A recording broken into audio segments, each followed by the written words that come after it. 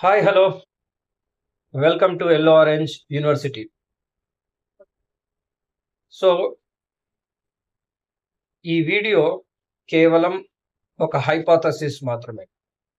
అంటే హైపోథసిస్ అంటే ఒక పాసిబిలీ కరెక్ట్ ఆన్సర్. అంటే ఒక విషయంపై నా అభిప్రాయం, నా ఆన్సర్, ఒక క్వశ్చన్కి నా ఆన్సర్. మేబీ అది కరెక్ట్ కావచ్చు, రాంగ్ కూడా కావచ్చు. అందుకే హైపోథసిస్ అన్నాను. సో ఈరోజు టాపిక్ వచ్చేసి పదార్థం అంటే మ్యాటర్. పదార్థం ముందా, ఐడియా అంటే ఆలోచన ముందా, పదార్థం నుండి ఆలోచన పుట్టిందా, ఆలోచన నుండి పదార్థం పుట్టిందా అనేటువంటిది ఈరోజు టాపిక్. మనకు తెలుసు ఈ విశ్వమంతా పదార్థం అంటే మ్యాటర్తో ఏర్పడి ఉంది. జీవులలో, నిర్జీవులలో ఉండేది పదార్థమే.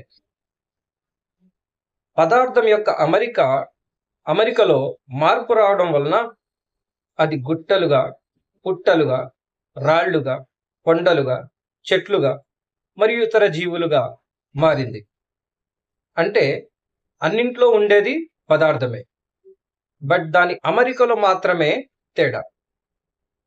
పదార్థం యొక్క అమరిక, అరేంజ్మెంట్ ఒక ప్లాస్టిక్ బాటిల్లో ఒక రకంగా, మొబైల్ ఫోన్లో ఇంకో రకంగా, చెట్లలో ఒక రకంగా, జంతువులలో మరో రకంగా, మనుషులలో ఇంకో రకంగా ఉంటుంది.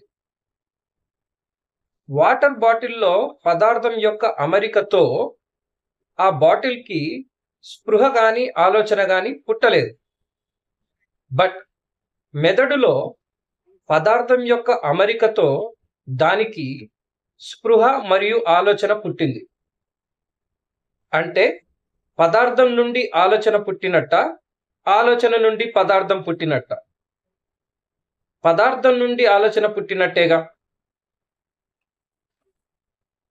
మరి అలాంటప్పుడు పదార్థం నుండి పుట్టిన ఆలోచనతో మనం అంటుంటాం దేవుడనేవాడు ఉన్నాడు, ఆయనే ఈ విశ్వాన్ని సృష్టించాడు అని. అంటే పదార్థం రీఅరేంజ్ అవ్వడం వల్ల, పదార్థంలో అమరికలో మార్పు రావడం వల్ల బ్రెయిన్ అనేది ఏర్పడింది. సో ఆ పర్టికులర్ అరేంజ్మెంట్ దగ్గర బ్రెయిన్కి స్పృహ, ఆలోచన అనేది పుట్టింది. అదే పదార్థం ఒక వాటర్ బాటిల్లో ఉన్న అరేంజ్మెంట్ వద్ద ఆ వాటర్ బాటిల్కి స్పృహ గాని, ఆలోచన గాని పుట్టలేదు. అంటే దీన్ని బట్టి మనం ఏమర్థం చేసుకోవాలి? పదార్థం యొక్క అమరిక, అరేంజ్మెంట్ చేంజ్ అవ్వడం వల్ల బ్రెయిన్ అనే దానికి స్పృహ, ఆలోచన అనేటువంటిది కలిగింది. అంటే పదార్థం నుంచి ఆలోచన పుట్టినట్టేగా. అంటే ఫస్ట్ పదార్థం, నెక్స్ట్ ఆలోచన. Matter first, idea second. So అట్లా మ్యాటర్ నుండి పుట్టిన ఐడియాతో మనం అంటున్నాం గాడ్ అనేవాడున్నాడు, ఆయనే ఈ మ్యాటర్ని, ఈ విశ్వాన్ని, ఈ పదార్థాన్ని సృష్టించాడు.